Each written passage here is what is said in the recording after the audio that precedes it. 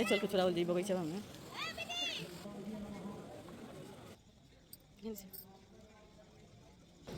हम इस धरती पे आते हैं, उसी वक्त हम अपने पितरों के ऋणी हो जाते हैं। अब आप कहेंगे महाराज ये कैसे होता है? तो बायोलॉजी में डीएनए का नाम आप सब लोगों ने सुना होगा। तो ये जो हमारा शरीर है, इस शरीर के अंदर हमारे पिता का अंश है, हमारे दादा का अंश है, हमारे परदादा का अंश है, परदादा का अंश है। क्योंकि हमारे शरीर के निर्माण की जो प्रक्रिया है वो हमारे पूर्वजों के माध्यम से ही तो है। वही शक्ति है जो ट्रांसफॉर्म हो रही है अलग अलग रूप में। तो अगर पिता नहीं होते तो हम कैसे होते, दादा नहीं होते तो पिता कैसे होते? क्योंकि वो थे इसलिए हम हैं। अब वो कौन है? वो हमारे पिता हैं। तो क्योंकि उनके होने की वजह से हम हैं, इसलिए हमारा अस्तित्व है। इसीलिए जो आप कहते हैं ना, मेरी जमीन, मेरा मकान, मेरी दुकान, मेरी बीवी, मेरे बच्चे, ये सब आपका इसलिए है क्योंकि वो थे। वो देख रहे हैं, आप धर्म कर पा रहे हैं। सोचो कि मनुष्य का शरीर नहीं होता, चींटी का होता, तो ऐसे बैठ के सत्संग कर पाते क्या? बंदर का होता, भैंस का होता, गाय का होता, सत्संग नहीं ना सुन सकते थे। तो ये शरीर मिलना ये पितरों की कृपा से है। बड़े भाग मानुष तन पावा,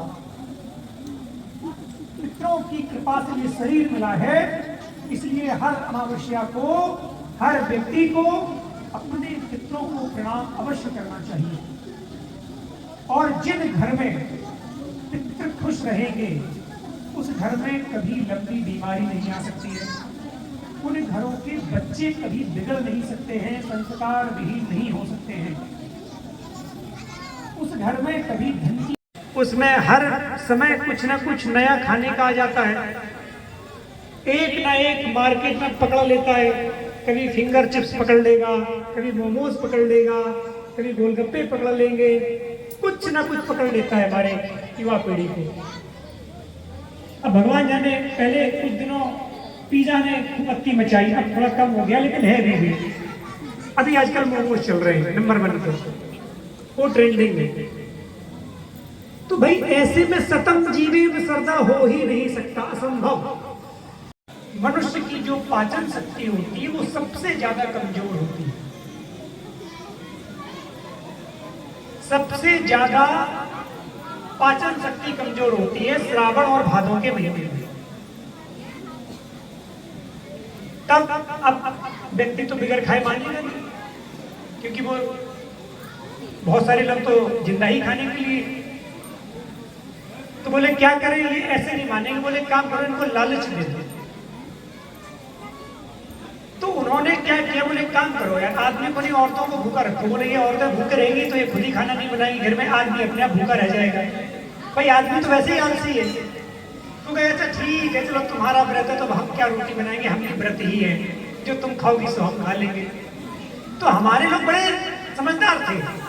उन्होंने कहा एक काम करो, औरत को भूखा रखो। औरत भूखी रहेगी, वो खाना नहीं बनाएगी, वो खाना नहीं बनाएगी तो आदमी ऑटोमेटिकली भूखा रहेगा।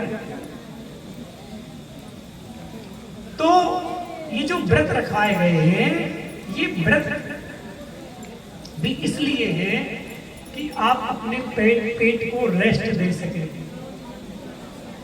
उसका जो सिस्टम है वो रीजनरेट हो सके। हर चीज के पीछे एक साइंस है।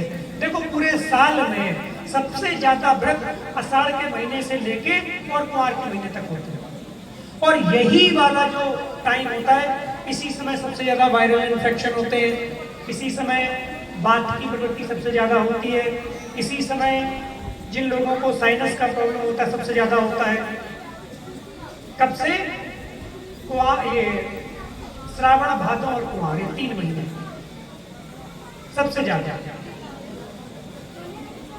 तो हमारे यहाँ कुछ भी ऐसे ही नहीं है। हर चीज के पीछे लॉजिक है, हर चीज के पीछे साइंस है।